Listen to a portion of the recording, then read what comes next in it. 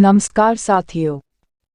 पश्येम शर्धः शतम्, जीवेम शर्धः शतम्, बुद्धेम शर्धः शतम्, रोहेम शर्धः शतम्, पूषेम शर्धः शतम्, भवेम शर्धः शतम्, भूयेम शर्धः शतम्, भूयस्यः शर्धः शतात्। अथर्ववेद कांड 19 सूक्त 67। आज तो 5 अगस्त आत्मीय कवि अनुप्रासाधिराज श्री गोलेंद्र पटेल जी का जन्मदिन है। गोलेंद्र जी को जन्मदिन की हार्दिक बधाई व अशेष शुभकामनाएं। आपकी उपस्थिति से हिंदी भाषा इसी तरह समृद्ध होती रहे, कविता को एक नवीन दृष्टि मिले, हमारी यही कामना है। हिंदी लंबी कविता की परंपरा में आपकी चर्चित कविता तुम्हारी संतानें सुखी रहें सदैव से इन दिनों में गुजर रही हूँ। शीघ्र ही पाठकीय टिप्पणी भेजूंगी। खैर साथियों, समय न लेते हुए मैं प्रसिद्ध संपादक आचार्य महावीर प्रसाद द्विवेदी जी का आलोचनात्मक आलेख हिंदी भाषा की उत्पत्ति का पाठ करती हूँ। आलोचना का शीर्षक है अपभ्रंश भाषाओं की उत्पत्ति।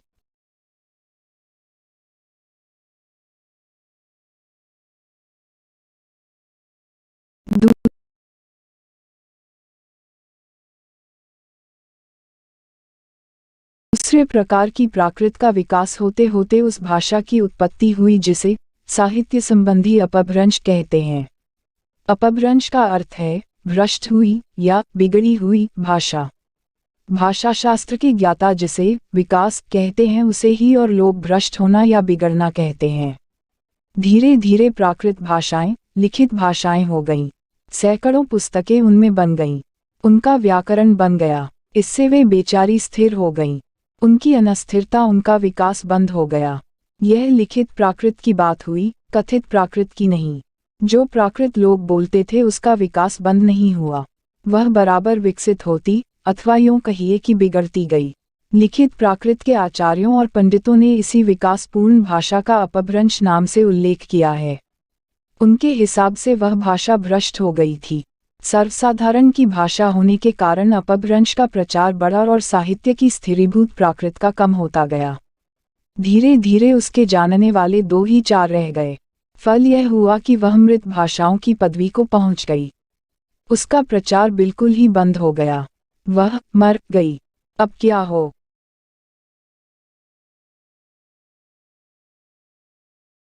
लोग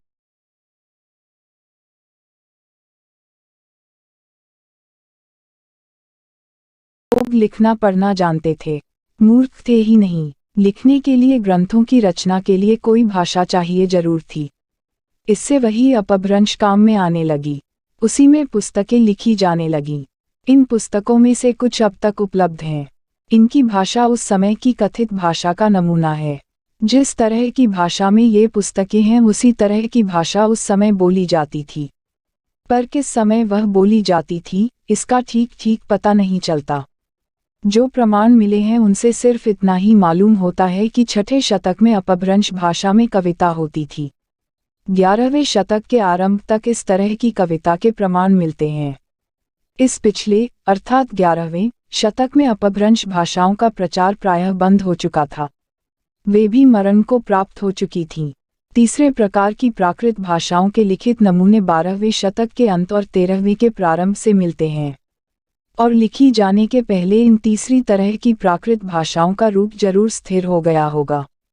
अतएव कह सकते हैं कि हिंदुस्तान की वर्तमान संस्कृतोत्पन्न भाषाओं का जन्म कोई 1000 AD के लगभग हुआ। अपभ्रंश भाषाओं के भेद।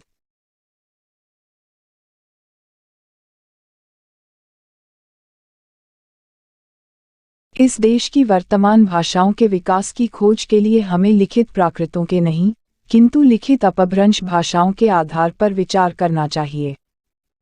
किसी ने परिमार्जित संस्कृत से वर्तमान भाषाओं की उत्पत्ति मानी है। यह भूल है। इस समय की बोलचाल की भाषाएं न संस्कृत से निकली हैं, न प्राकृत से, किंतु अपभ्रंश से। इसमें कोई संदेह नहीं कि संस्कृत और प्राकृत की सहायता से वर्तमान भाषाओं से संबंध रखने वाली अनेक बातें मालूम हो सकती हैं, पर ये भाषाएं उनकी जड़ नहीं। जड़ के लिए तो अपभ्रंश भाषाएं ढूंढनी होंगी।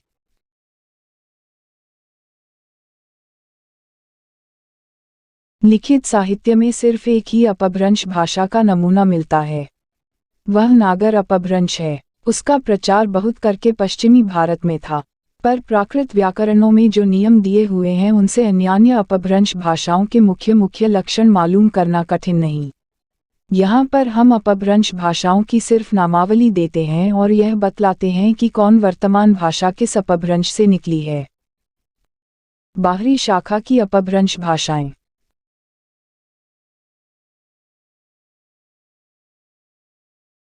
सिंध नदी के अधोभाग के आसपास जो देश है उसमें ब्राचड़ा नाम की अपभ्रंश भाषा बोली जाती थी।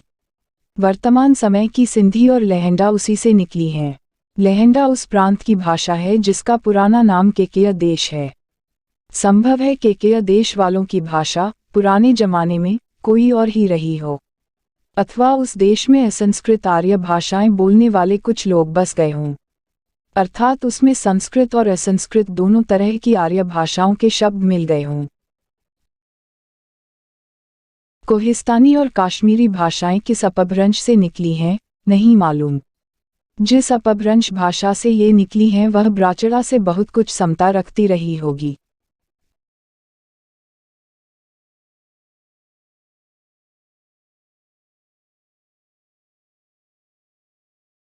नर्मदा के पार्वत्य में अरब समुद्र से लेकर उड़ीसा तक उत्तर दक्षिण दोनों तरफ बहुत सी बोलियां बोली जाती रही होंगी।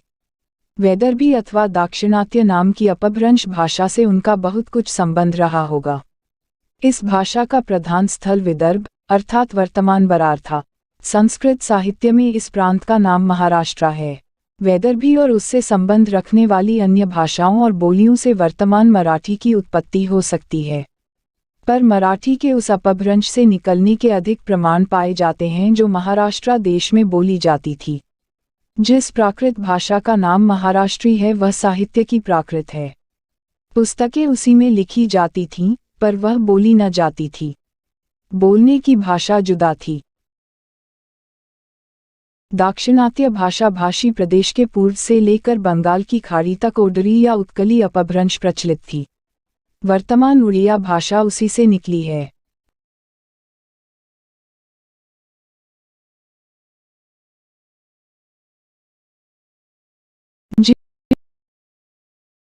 जिन प्रांतों में ओडरी भाषा बोली जाती थी उनके उत्तर अधिकतर छोटा नागपुर, बिहार और संयुक्त प्रांतों के पूर्वी भाग में मागधी प्राकृत की अपभ्रंश मागध भाषा बोली जाती थी। इसका विस्तार बहुत बड़ा था। वर्तमान बिहारी भाषा उसी से उत्पन्न है। इस अपभ्रंश की एक बोली अब तक अपने पुराने नाम से मशहूर है। वह आजकल मगही कहलाती है। मगही शब्द मगधी का ही अपभ्रंश है। मागध अपभ्रंश की किसी समय यही प्रधान बोली थी। यह अपभ्रंश भाषा पुरानी पूर्वी प्राकृत की समकक्ष थी। ओडरी, गौरी और ढक्की भी उसी के विकास प्राप्त रूप थे। उनके ये रूप बिगड़ते बिगड़ते या विकास होते होते हो गए थे। मगही, गौरी, ढक्की और ओडरी इन चारों भाषाओं की आदि जननी वही पुरानी पूर्वी प्राकृत समझना चाहिए। उसी से मागधी का जन्म हुआ और मागधी से इन सब का। मागधी के पूर्व गौड़ अथवा प्राच्य नाम की अपभ्रंश भाषा बोली जाती थी। उसका प्रधान अड्डा गौड़ देश अर्थात वर्तमान मालदा जिला था। इस अपभ्रंश ने दक्षिण और दक्षिण पूर्व तक फैलकर वहां वर्तमान बंगला भाषा की उत्पत्ति की। प्राच्य अपभ्रंश ने कुछ दूर और पूर्व जाकर ढाका के आसपास ढक्की अपभ्रंश की जड़ डाली। ढाका, सिलहट, कछार और मेमिनसिंह जिलों में जो भाषा बोली जाती है वह उसी से उत्पन्न है।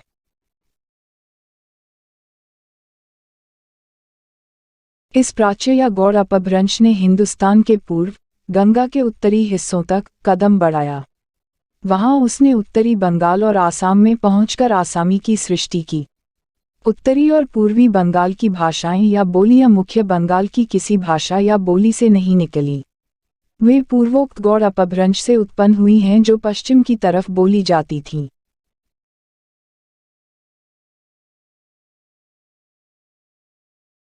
मागध अपभ्रंश उत्तर, दक्षिण और पूर्व तीन तरफ फैली हुई थी।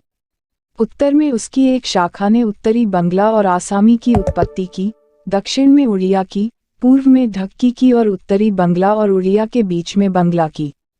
ये भाषाएं अपनी जनता से एक सा संबंध रखती हैं। यही कारण है जो उत्तरी बंगला सुदूर दक्षिण में बोली जाने वाली उड़िया से मुख्य बंगला भाषा की अपेक्षा अधिक संबंध रखती है। दोनों में परस्पर अधिक समता है। जैसा कि लिखा जा चुका है, पूर्वी और पश्चिमी प्राकृतों की मध्यवर्ती भी एक प्राकृत थी। उसका नाम था अर्धमागधी। उसी के अपभ्रंश से वर्तमान पूर्वी हिंदी की उत्पत्ति है। यह भाषा अवध, बघेलखंड और छत्तीसगढ़ में बोली जाती है। भीतरी शाखा।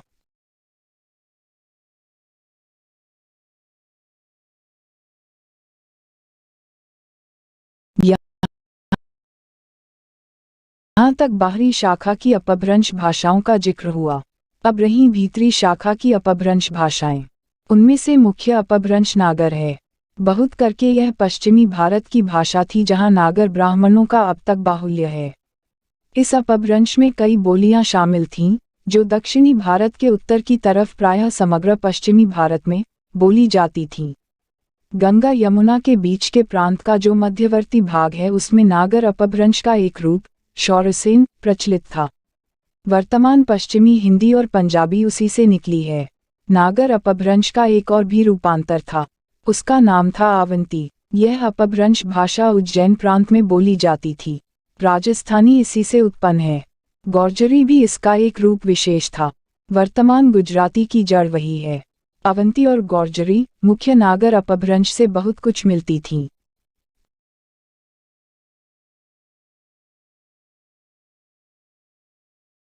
पूर्वी पंजाब से नेपाल तक हिंदुस्तान के उत्तर पहाड़ी प्रांतों में जो भाषाएं बोली जाती हैं वे किस अपभ्रंश या प्राकृत से निकली हैं ठीक नहीं मालूम, पर वहाँ की भाषाएं वर्तमान राजस्थानी से बहुत मिलती हैं।